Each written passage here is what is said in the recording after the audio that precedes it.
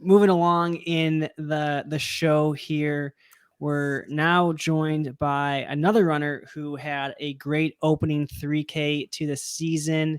He was third overall in cross country, led the CMS distance team to a 6th place finish.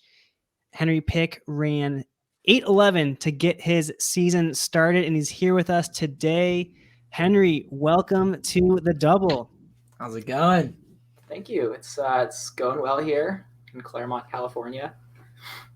Yeah, before we got started here, you let us know that you got to join in an apartment, not a dorm. So what's the apartment life like for you? I do have to go for like a mile commute to school, which if I were not a runner or comfortable going long distances, that would be pretty tough. But honestly, it's pretty nice. We have like much better living facilities than school, and I'm here with a bunch of my running buddies. So Nice. So you got like little track shack action going on, some throwback flow track for you. Yeah. Well, that's good. Have you guys started school yet? This is our first week back. Got it. But we're remote though, so. Oh. Yeah, well, let's start this off. I mentioned you were third overall in cross country. You had a really strong end of the year, winning conference, winning regionals, and then third overall. Take us through that last part of the season. Your team was looking strong all year.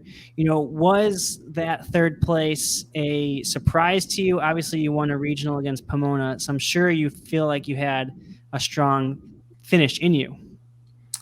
Yeah, I mean, so this season, I was hoping to be sort of a breakthrough from the start of my summer training, but it didn't really go exactly to plan. I had a lot of momentum develop in those last 3 races, and it was a little bit nerve-wracking getting to the middle of the season, and I ran like 26:30 at the Louisville Classic, so that was it. I think at that point I had a lot of pressure to, really decide do I want to change my goals and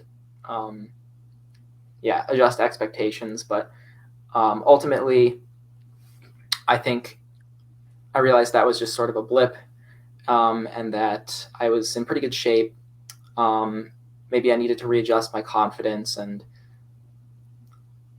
rediscover my enjoyment in racing. And I think that did come through at region or at conference.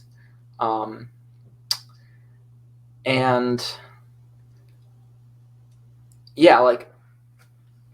we went out in a pretty substantial pace. Like, I had not broken 25 this season. And we came through the 3 mile at like sub 15 for sure. And then from there, I kind of just stayed up with the front pack of PP runners and had a pretty good kick. That race gave me a lot of confidence, and I think that kind of carried through to the next 3. And then the nationals finish was something that I was hoping for, but honestly, I was kind of surprised that I was able to pull that off. So how do you match this heightened confidence then with this fitness that maybe seems like it was just buried in you? Like, how did you pull these last, regionals and nationals off with, like, how do you take that? How do you hone in? It seems like everyone's going to want to know, how do you hone in that kind of confidence to pull off a third place finish? Honestly, I completely reframed how I was thinking about races. I think before it was much more of a, I had to force myself to want the time or to see our team finish in a certain place. And I don't think I'm really motivated by those types of quantitative goals. I think it's much more of what am I racing for? Like, who am I racing to impress or demonstrate my my work in the sport. And then also, I started to sort of think of things as being like sort of in a theatrical sense almost. Like this race is predetermined.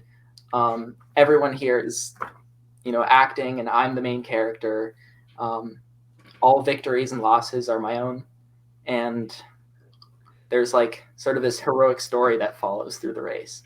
And that, I think, made me more of an intelligent racer. I wanted to like maybe turn heads in the last third of the race, whereas before I was kind of like trying to get out into the front pack and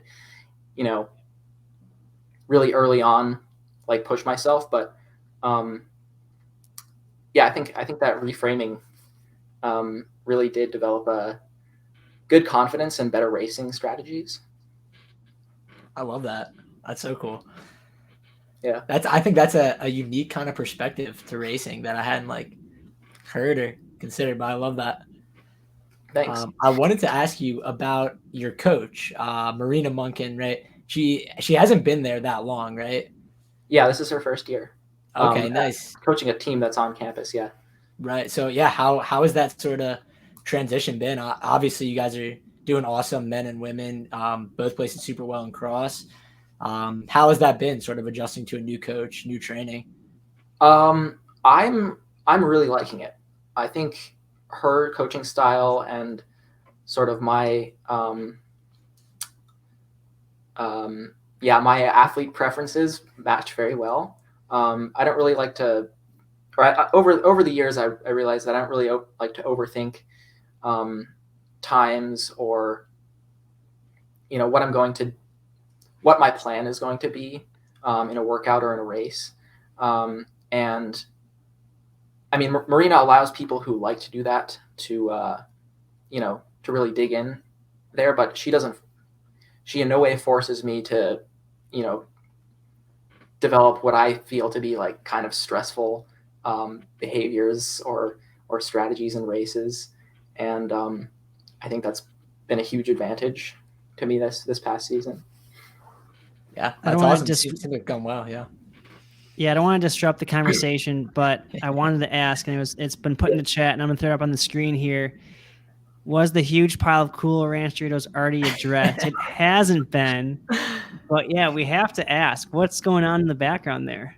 Oh, well, over the course of the semester, I've been spending all of my it's like weekly school allowance basically on bags of Cool Ranch Doritos, and I've accumulated probably 70 plus bags. A lot of them have gone to either personal consumption or community donations, and I actually at one point saved the bags and made a Halloween costume out of them. So they're kind of a prized possession of mine back there. That's awesome. Love it. It's a great placement. Yeah. People listening on the Spotify, the podcast feed are going to be so confused, but that's how you got to tune into the YouTube. This is the only content you can get on the live show. So something that's interesting from a perspective on the West Coast side with you all and Pomona, you don't necessarily do a whole lot of indoor racing. This year we saw you, Miles Christensen, and Meredith Blouse head over to BU to run some 3Ks. Meredith ran a 5K. What went into that decision? You ended up running the number 7 all time. You throw in the oversized tracks, you're number 9 all time. Obviously it worked out. So what went into, flying across country to go on a fast 3K? I think that was kind of Marina's initiative, our coach. And I'm really happy that she encouraged me to do it. She was on the East Coast at Rutgers before. So I think that was like something they did a lot. And she knew that it was super fun. Obviously I feel the same way. So yeah, I think our head coach for track gave us the go ahead, and we kind of just headed out there. I wanted to see what I could run off of, like pretty good fitness at the end of the season, and Miles and Meredith and my other teammate Laura felt the same. And Sorry, Laura. Have a free weekend. That's okay. Yeah. Nice. Nice. So yeah, 8:11, and you also had your teammate Miles ran 8:13. You mentioned that you had a newfound confidence from cross country. What does this do for you now heading towards track? I think over the past month or so, I've really been trying to tell myself to focus on like preseason things, training, developing healthy living habits, keeping in Doritos in the background. sorry about this. Yeah, keeping in contact with my teammates, and yeah, sort of stepping off the gas with racing confidence basically. I think that'll come later in the season, and as I start competing with like top names and stuff like that. So yeah, right now and for the past couple months, it's just been sort of a period to refocus. Do you know when your next race is or what you have planned? We have a number of preseason meets. I think there's one in mid-February. Okay, cool. But there's nothing big until I want to say Oxy Distance Carnival. Nice. I think that might be sometime in March. So will you guys not run indoor nationals? We will. Oh, sorry. We will run indoor nationals. Both Okay. Miles and I will be in the 3K, and I believe Meredith's in the 5. We'll see. Yeah. Got it. So it's kind of one of those like, let's see if we can get a qualifier. If we do, great. If not, we'll continue with what normal training is. Yeah. Got it. And yeah, sorry, I don't know if those will be qualifiers. Where it's a fast field. Oh, you all will surely be qualifiers. All right. I guess you got to wait and see. You're right. Let's wait and see what the season's like. But yeah, we just had Aiden on running 7:55. You ran 8:11. Alex Phillip has already run 13:58. D3 is on the rise right now. Are you pretty fired up to be among those names now of running some pretty fast times? Yeah. This is like, I mean, I didn't really pay much attention to the top end before. So I like now that I'm looking at the history of D3, I'm realizing that this is like kind of a special field. And I think every day it's becoming more and more of an excitement that I'm going to be able to race, hopefully with those other guys, and yeah, maybe be a member of this historic season. Definitely, yeah, that's exciting. It's gonna be fun watching. I'm excited to see how it continues going. As looking at outdoors, are you a 5K, 10K? I've seen some 15s on your Tiefers. What are we going to see from you in the outdoor season? Yeah, I don't really think I'm much of a mid D guy. Probably 5 and 10. I was thinking about doing the steeple, but I have not had any prior experience there, so maybe give it a shot or two. Yeah, we've asked the other two to throw some times out. If you're more than welcome to give some times that you're hoping to hit, that you're wanting to run this year. Do you have any in mind? I definitely want to go for sub 14 in the 5K. I don't really have any good idea of where I'll fall in the 10. I know that the D3 record there is quite impressive. So I don't, I don't really know where I fall relative to that.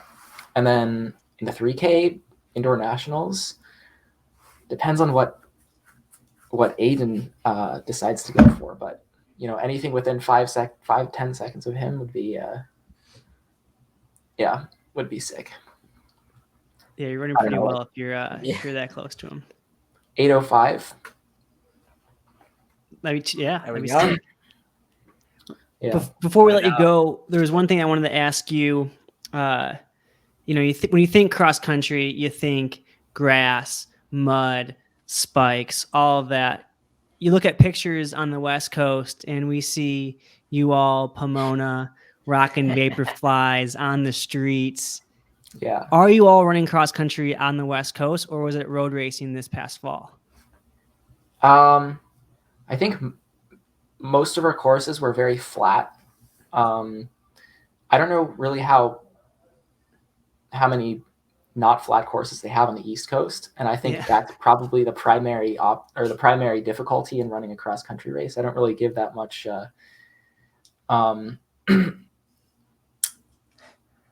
like notice to muddy conditions or whatever, but it is nice to be in the Vaporflies. I think most of our courses were very forgiving, though. There was not much challenge in terrain or elevation that we did. I'm just giving you guys a hard time. No, I totally understand it. Yeah. Well, yeah. Thanks so much, Henry, for joining us. Yeah, thank you. Fun to learn more about you, and didn't realize the crazy rise you had. I knew it was a pretty big one, but to hear you're from Louisville to third place is quite the jump. So we're excited to see what you can do this track season. Yeah, keep going. Thank you guys for sure. We'll see Thanks, you later. Henry. All right, have a good rest of the day. You too.